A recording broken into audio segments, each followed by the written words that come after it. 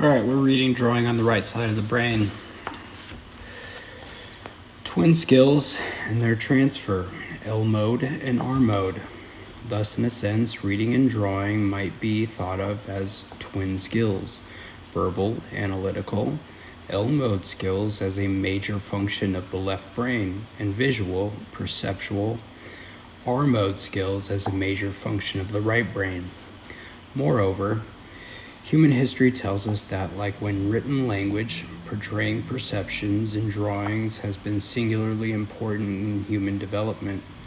Consider the fact that the astoundingly beautiful prehistoric cave drawings and paintings preceded written languages by more than 25,000 years.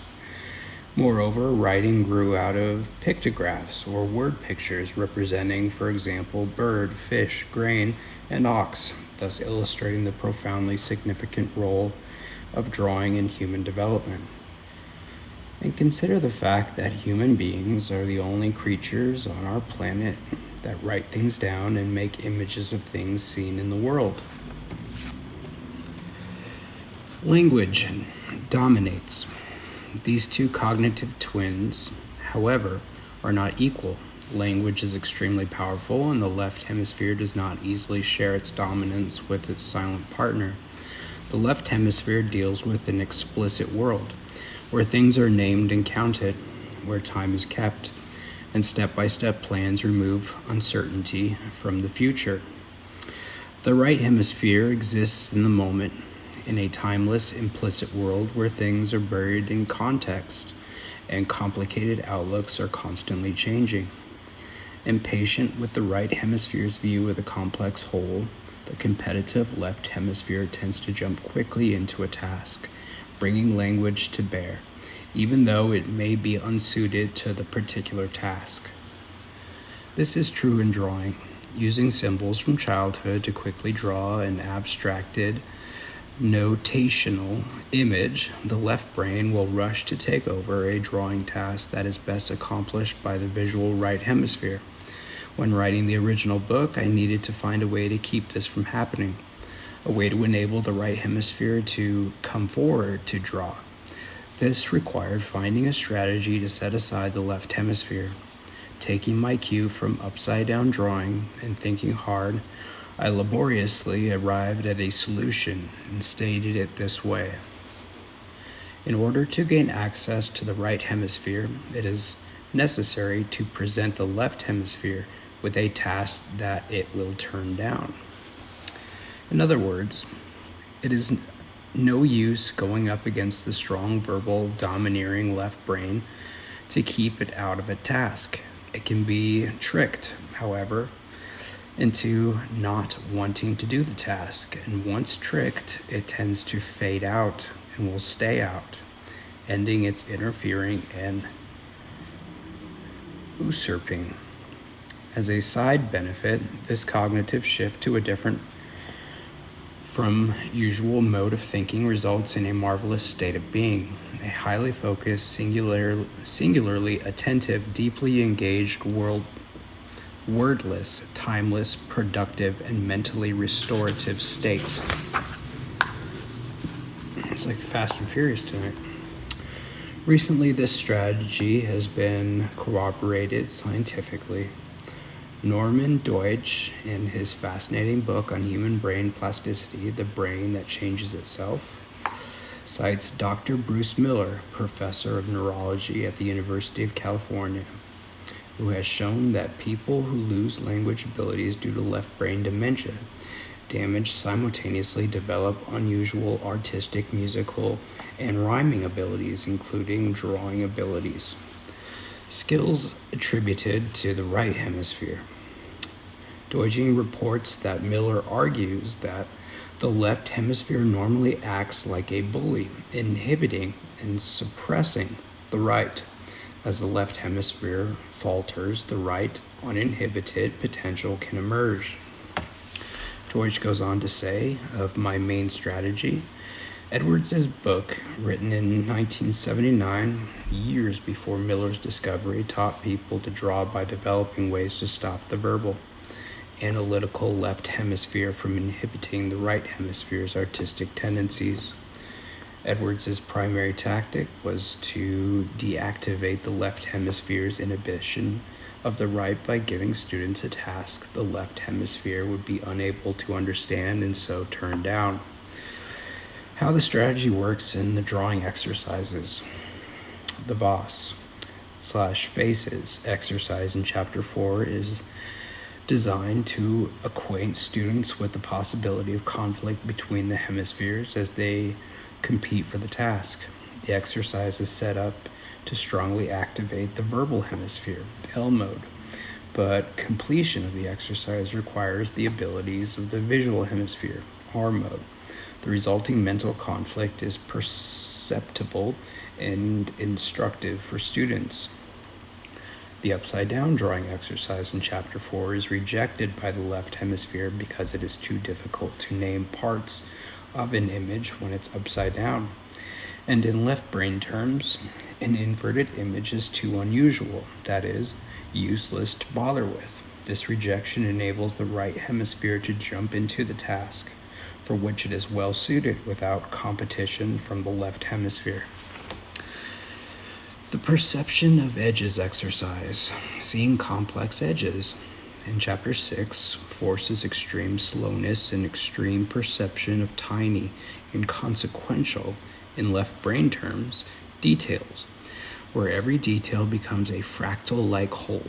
With details within details, the left hemisphere quickly becomes fed up because it is too slow for words and drops out, enabling the right hemisphere to take up the task. The perception of spaces exercise, negative space, in Chapter 7 is rejected by the left hemisphere because it will not deal with nothing. That is, negative spaces that aren't objects and can't be named.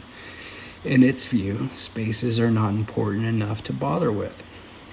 The right hemisphere, with its recognition of the whole, shapes and spaces, is then free to pick up the task and seems to take antic delight in drawing negative spaces. The perception of relationships exercise. Perspective and proportion in buildings or interiors in Chapter 8 forces the left hemisphere to confront paradox and ambiguity, which it dislikes and rejects. This is not how I know things to be, and which are abundant in perspective drawings with this angular and proportional spatial challenges, because the right hemisphere is willing to acknowledge perceptual reality. It accepts and will draw what it sees. It is what it is. The perception of lights and shadows exercise, values from dark to light. In Chapter 10 presents shapes of light and shadows and are infinitely complex, variable, unnameable, and not useful in terms of language. The left hemisphere refuses the task, which the complexity-loving right hemisphere then picks up, delighting in the three-dimensionality that lights and shadows reveal. The perception of the gestalt occurs during and at the close of a drawing. The main effect is right hemisphere aha, as though in recognition of the whole that emerges from careful perception and recording of the parts, all in relationship to each other and the whole. This initial perception of the gestalt occurs largely without verbal input or response from the left hemisphere, but later the left brain may put into words a response that expresses the right brain's aha. I believe that the perception of the gestalt closely resembles the aesthetic response, or human delight in beauty.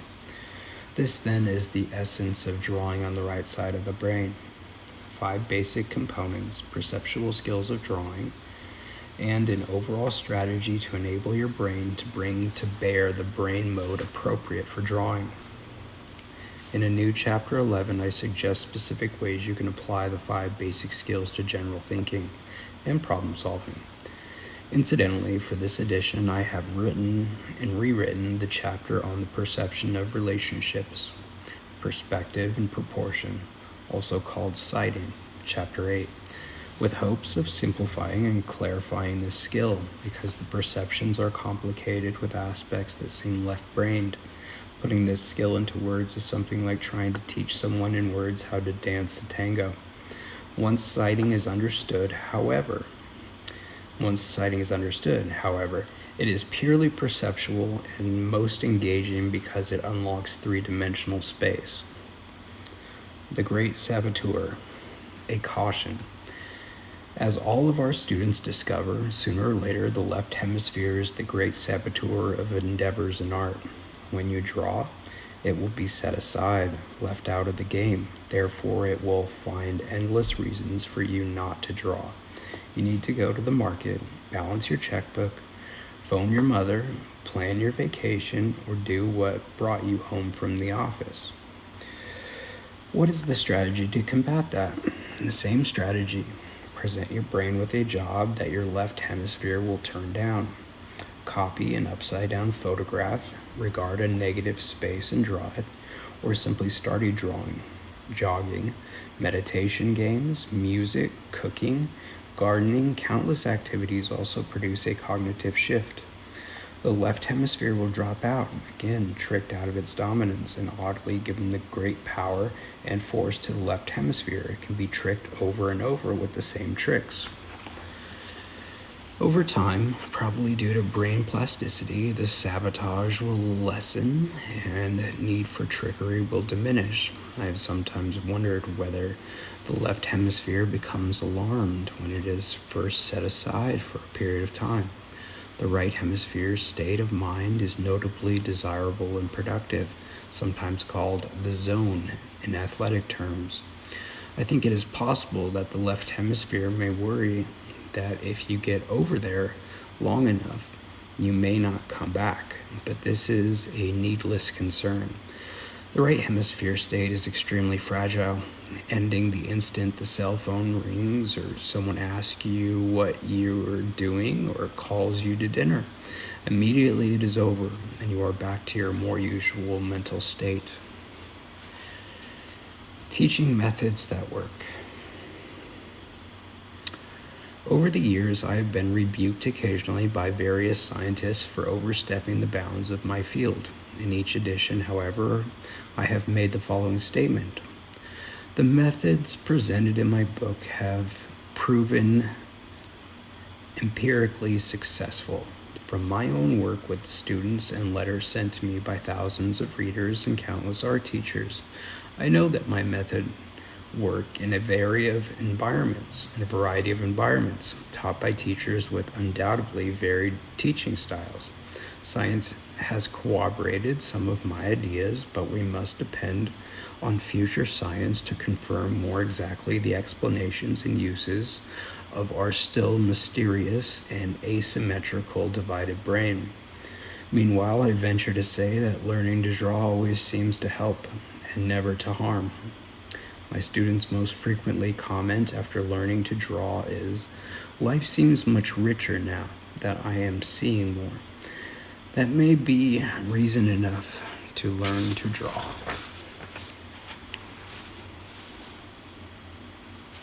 And we are in chapter 1. Drawing and the art of bicycle riding. And there's the MCS you're drawing, where the hands are drawing each other. Drawing is a curious process, so intertwined with seeing that the two can hardly be separated. The ability to draw depends on one's ability to see the way an artist sees. This kind of seeing for most people requires teaching, because the artist's way of seeing is very specific and very different from the ways we ordinarily use vision to navigate our lives. Because of this unusual requirement, teaching someone to draw has some special problems. It is very much like teaching someone to ride a bicycle. Both skills are difficult to explain in words. For bicycle riding, you might say, well, you just get on, push the pedals, balance yourself, and off you go. Of course, that doesn't explain it all, and you're likely to finally say, I'll get on the bike and I'll show you how. Watch and see how I do it. And so it is with drawing. An art teacher may exhort students to look more carefully, or to check the relationships, or to just keep trying, and with practice you will get it. This does not help students solve the problems of drawing, and is fairly rare today for teachers to help by demonstrating a drawing, which is extremely effective. A well-kept secret of art education is that many art teachers, having come up through the same system that prevails today, where real skills in drawing are rarely taught, cannot themselves draw well enough to demonstrate the process to a group of students. Drawing as a magical ability. As a result, few people are skilled at drawing in 21st century American culture. Since it is rare now, many people regard drawing as mysterious or even somewhat magical. Artists who can draw often do little to dispel the mystery. If you ask, how do you draw something so that it looks real, say a portrait or a landscape, an artist is likely to reply, well, it is hard to explain. I just look at the person or the landscape and I draw what I see. That seems like a logical and straightforward answer, yet on reflection, doesn't explain the process at all. And the sense persists that drawing is a vaguely magical ability. This attitude of wonder at drawing skills does little to encourage individuals to try to learn to draw. Often, in fact, people hesitate to take a drawing class because they don't already know how to draw. That is like deciding that you shouldn't take a Spanish class because you don't already speak the language. Moreover, because of changes in today's art world, a person who has never learned to draw nevertheless can become a successful university art student or even a famous artist. Drawing as a learnable, teachable skill. I firmly believe that given good instruction, drawing is a skill that can be learned by every normal person with average eyesight and average eye-hand coordination. Someone with sufficient ability, for example, to sign a receipt or type out an email or text message can learn to draw. Clearly, the long history of humans drawing pictures of their perceptions from prehistoric times to now demonstrates that drawing perceptions is an innate potential of our plastic, changeable brains. And learning to draw, without doubt, causes new connections in the brain that can be useful over a lifetime for general thinking. Learning to see in a different way requires that you use your brain differently. At the same time, you will be learning something about how your individual brain handles visual information and about how to better control the process. One aspect of that control is learning to shift away from our more usual way of thinking, mainly in words. Drawing attention to states of consciousness. I have designated the exercises and instructions in this book specifically for people who cannot draw at all, who may feel that they have little or no talent for drawing, and who may feel doubtful that they could ever learn, but who think they might like to learn to draw. Given proper instruction, drawing is not very difficult. It almost seems that your brain already knows how to draw. You just don't realize it. Helping people move past the blocks of drawing is, however, the difficult part. The brain, it seems, doesn't easily give up its accustomed ways of seeing things. It helps, I think, to know that the slight change in awareness or consciousness that occurs in drawing is not that unusual. You may have observed in yourself other slightly altered states. For example, most people are aware that they occasionally slip from alert consciousness to a state of daydreaming. As another example, people often say that reading a good novel takes them out of themselves. Other kinds of activities that apparently produce a shift in consciousness are meditation, jogging, video games, sports of all varieties, and listening to music. An interesting example of this slightly altered state, I believe, is driving on the freeway. In freeway driving, we deal with the visual information, keeping track of relational spatial changes. Sensing complicated configurations in traffic, these visual mental operations may activate some of the same parts of the brain used in drawing.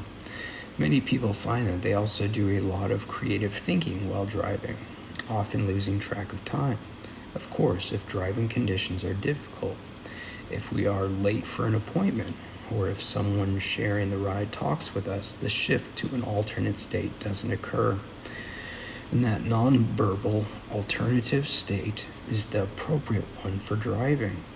Verbal distractions like cell phone conversations or texting while driving are proving to be so distracting and dangerous that they are banned in some cities and states. The shift to the drawing state, therefore, is not entirely unfamiliar, but it is strikingly different in some ways from, say, daydreaming. The drawing state is one of high alertness, engagement, and acute focused attention. It is also a state without a sense of time passing or awareness of one's surroundings. Because the state is fragile and easily broken, an important key to learning to draw is learning how to set up conditions that allow this mental shift that enables you to see and draw. In addition to teaching you what and how to see, the exercises and strategies in this book are designed specifically for that purpose. The original 1979 edition of Drawing on the Right Side of the Brain was based on my teaching experiences in the art department of Venice High School in West Los Angeles, Los Angeles Trade Technical Community College, and California State University, Long Beach. Subsequent editions benefited from the experiences teaching an intensive 5-day, 8-hour-day workshop conducted in many locations across the United States as well as in countries overseas. Workshop students range widely in ages and occupations. Most of the participants begin a workshop with low-level drawing skills and with high anxiety about their potential drawing ability. Almost without exception, workshop students achieve quite a high level of skill in drawing and gain confidence to go on developing their skills in further art courses or by practicing on their own. One of the most intriguing findings of the Drawing on the Right Side of the Brain 5-day workshop is that people can actually achieve those high-level drawing skills in that 40-hour time period. It is hard work for both students and teachers, but it does reinforce my belief that our teaching and our instruction have more to do with releasing inborn skills than teaching new skills.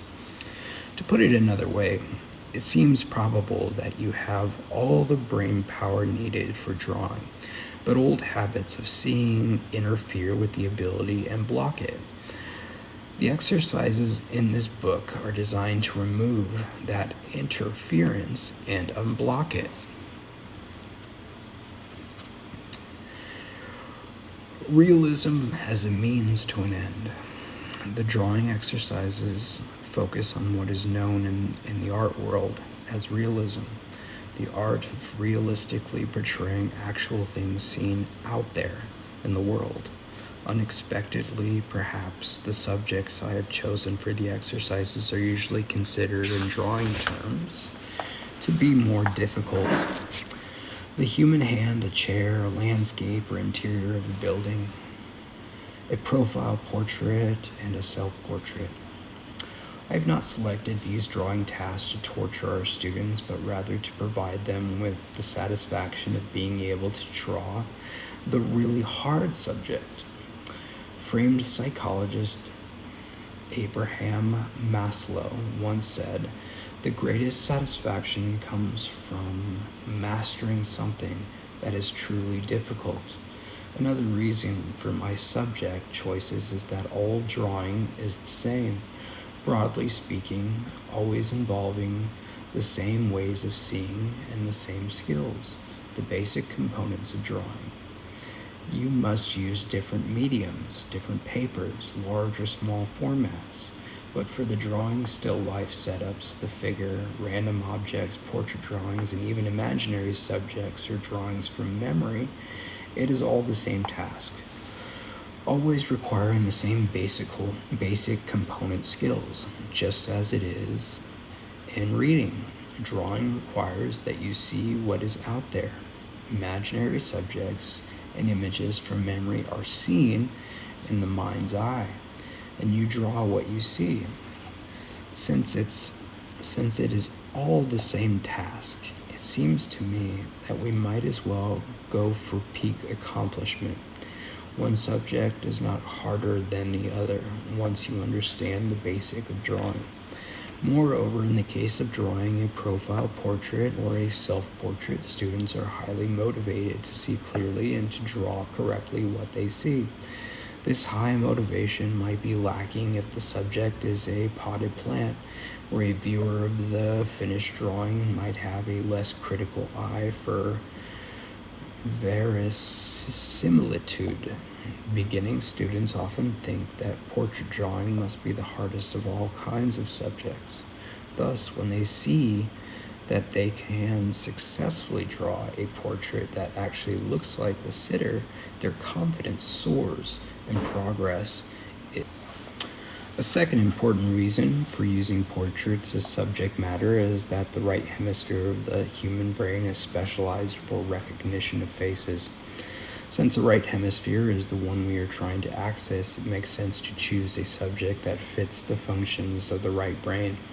And third, faces are fascinating. In drawing a portrait, you see a face as you have never seen one before, in all its complexity and expressive individuality. As one of my students said, I don't think I ever actually saw anyone's face before I started drawing. Now, the oddest thing, I find I am really seeing people instead of just making verbal tags.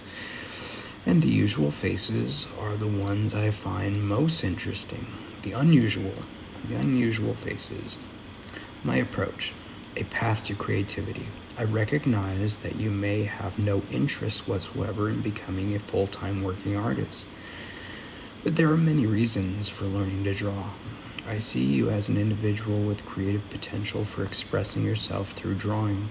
My aim is to provide the means for releasing that potential, for gaining access to a conscious level, to your intuitive powers that may have been largely untapped by our verbal, technological culture and educational system.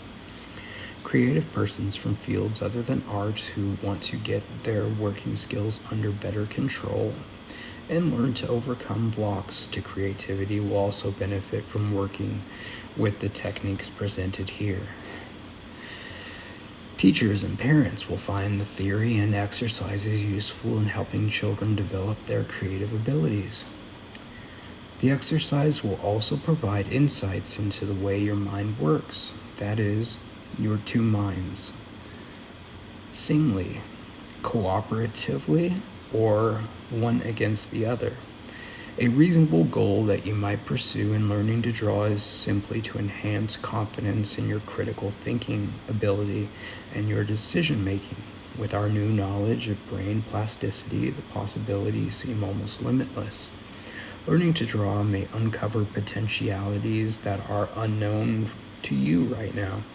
The German artist Albrecht Dürer said, "From this, the treasures secretly gathered in your heart will become evident through your creative work."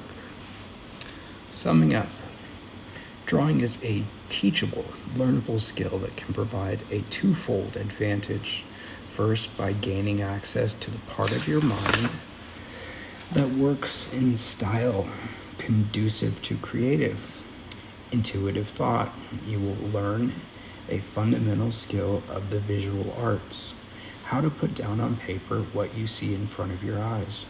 Second, you will enhance your ability to think more creatively in other areas of your life. How far you go with these skills will depend on your other traits such as energy, curiosity, and discipline. But first things first, The potential is there. Sometimes it is necessary to remind ourselves that Shakespeare at some point learned to write a line of prose. Beethoven learned the musical scales, and, as you see in the margin quotation, Vincent van Gogh learned how to draw. And the photograph is of a drawing of hands, a closed fist, holding a pencil, and different angles of the fingers. Vincent van Gogh, 3 hands, 2 holding forks, drawing black chalk on laid paper. You can see it in Amsterdam. I think that's a good place to stop because we're getting ready to start chapter 2. So, yeah, it's pretty late tonight, so I'm trying to keep my voice down. So, sorry if it wasn't as loud or strong or voice. It's one of those things. All right, see you next time.